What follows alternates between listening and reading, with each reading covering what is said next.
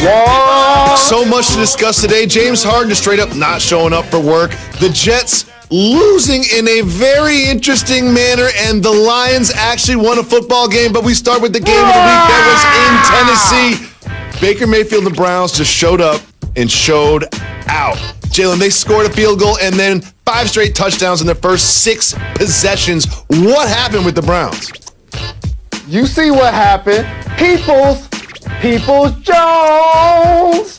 Peoples Jones going deep. Baker Mayfield, 4 touchdown passes in the first half, Jacoby. The team scored 5 total TDs. They were rumbling. I give the Titans credit for making it a football game, but it wasn't because Derrick Henry was running the ball and putting up big numbers. He actually fumbled. When I saw him fumble, Jacoby, I was like, whoa, Cleveland Browns defense out here playing physical. Yep, that was the first time he has fumbled in 375 touches, and we all expected Henry to run all over this game in this defense. He did not. He had 15 attempts for only 60 yards. It wasn't just Baker, and I love watching Baker, especially when Baker's playing well and he's dancing and having fun. He's so exciting, but it wasn't just the offense and all the numbers they put up. The defense showed up as well. The final score, 41-35, and the onside kick, that does not reflect the waxing that these Browns put on the Titans, but things get tricky for the Browns from here. Right now, they sit at 9-3, but if you look at their upcoming games, they've got the Ravens, the surprising Giants, the Jets, they're definitely going to lose that one, and then the Steelers, 3 really tough games in their final 4, but they can prove who they are, and if they're truly a contender in the AFC in the next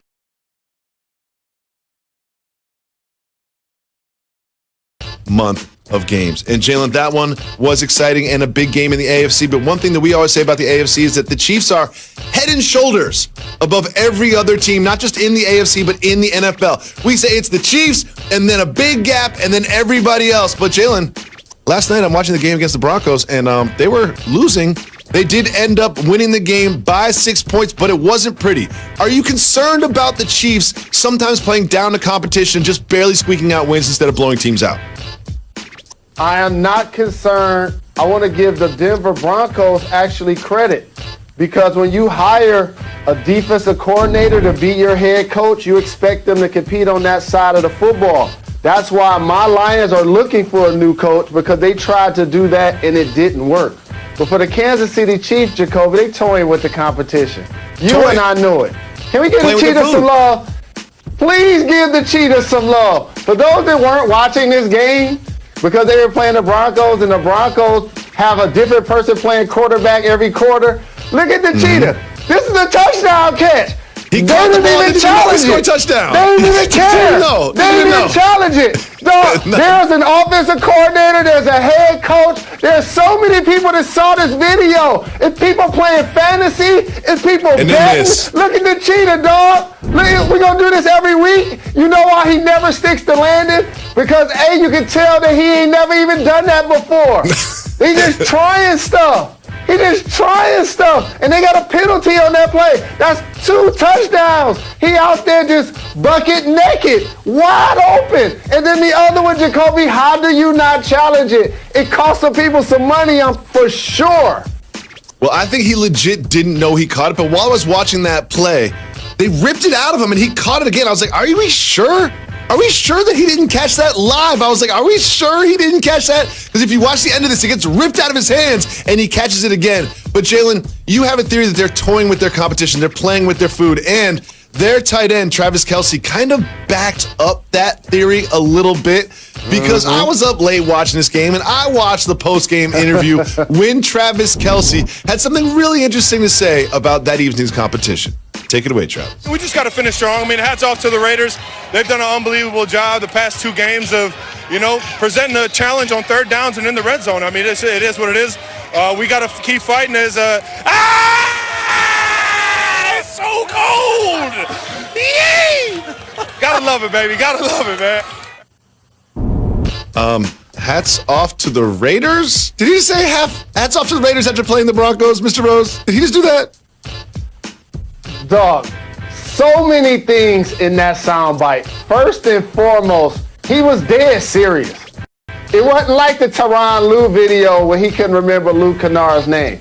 Like, he was dead serious on the field of play, and he called them the Raiders, who, by the way, is their rival. The other thing, if he realized that he did it, and you know this as a media personality, if he was going to go back to it, he forgot his train of thought when Patrick Mahomes came and put the water on him. So he didn't give himself a chance to even fix it.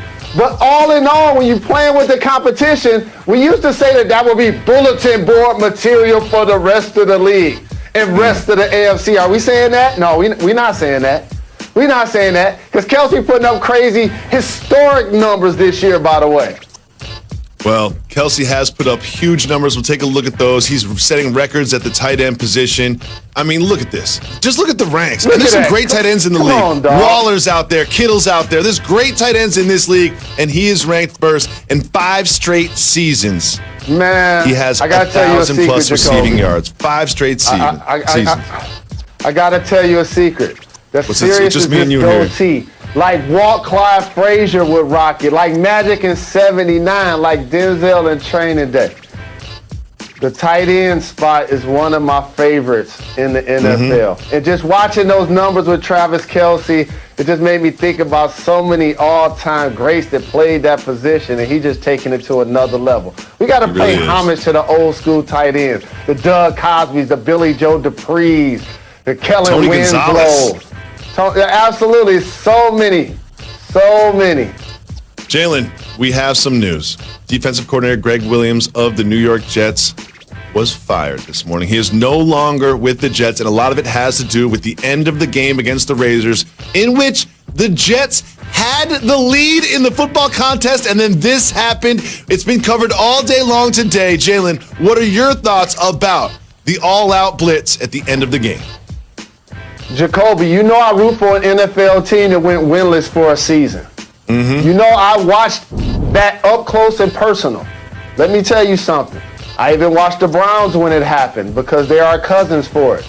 When you're 0-12, everybody contributes to your level of ineptitude and dysfunction.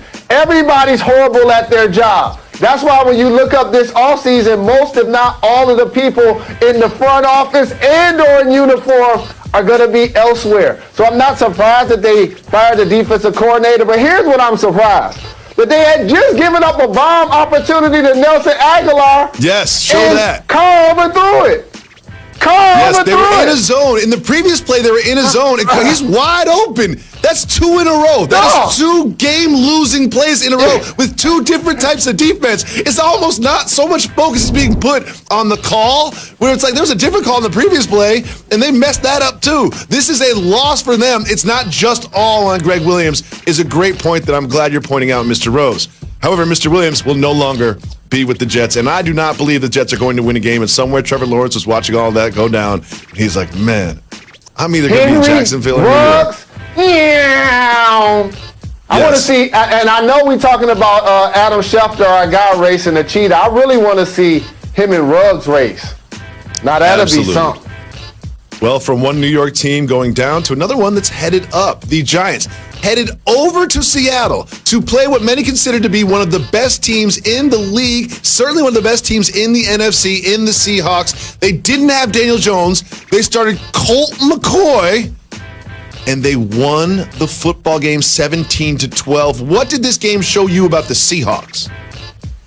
Jacoby, I know for professional protocol, we continue to break down these games with the best of them, but I got to sometimes feed my degenerates out there. And let me tell you something. On paper, this looked like a gimme for the Seahawks.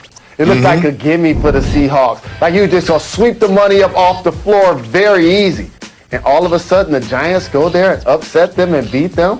Russell has a couple of turnovers. Again, they can't stop the run at all. The Giants, was Saquon Barkley playing? Like, I was like, I looked at the TV again. I'm like, is he back?